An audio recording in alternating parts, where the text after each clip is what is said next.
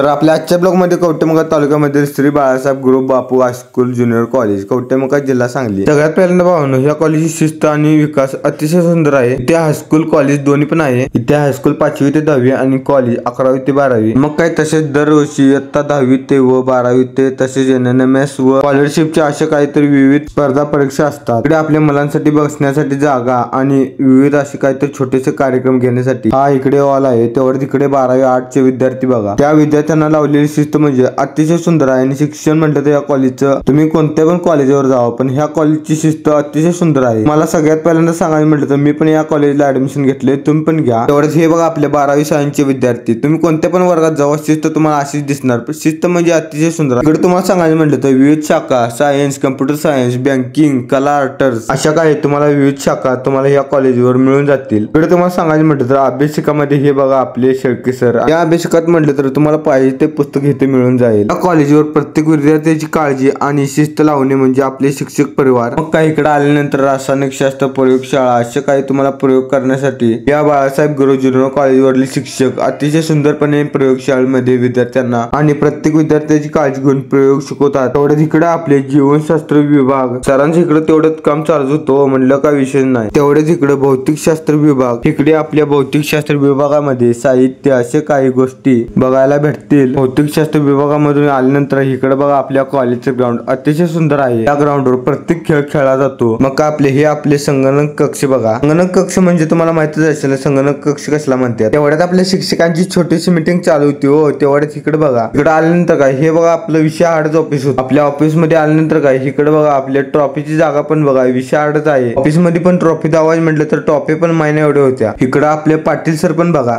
पाटील सरांचा व्हिडिओ काढल्यानंतर इकडे आत ऑफिस मध्ये आलो। ऑफिस मध्ये आल्यानंतर इकडे सगळं काम चालू आणि आपल्या कॉलेजवर काय नाही असं काय नाही बघा। सरांनी आपल्याला खाली बोलल्यानंतर एका विद्यार्थ्याचे वडील आलते, त्यांच्या मुलाबद्दल 4 शब्द सांगितले। नमस्कार, मी उमेश पाटील। माझा मुलगा इयत्ता 6वी मध्ये शिकत आहे आणि तो अपंग आहे। अपंग म्हणजे त्याला बोलता येत नाही किंवा ऐकता येत नाही, त्याचं कॉक्लिअर इम्प्लांट झालं आहे। तो आम्ही 5वी मध्ये त्याला श्री बाळासाहेब बापू गुरु हायस्कूल आणि ज्युनियर कॉलेज इथे ॲडमिशन घेतलं। तेव्हापासून त्याची प्रगती पहिल्या शाळेत होता त्याच्यापेक्षा चांगली झालेली आहे। त्याचे वर्ग शिक्षक असो किंवा इतर सर्व विषयाचे शिक्षक असतील आणि मुख्याध्यापक असतील यांनी त्याची भरपूर काळजी घेऊन त्याच्या मशीनची काळजी असेल किंवा त्याचा जो अभ्यास असेल हा सगळा पूर्ण करून घेऊन त्याची प्रगती आता जवळपास एक 40 ते 50% तरी झालेली आहे। त्याचबरोबर शाळेची इमारत म्हणा किंवा स्पोर्ट्स असतील, बाकीच्या ज्या गोष्टी असतील त्या एकदम म्हणजे नियोजनबद्ध आणि चांगले आहे। थँक्यू।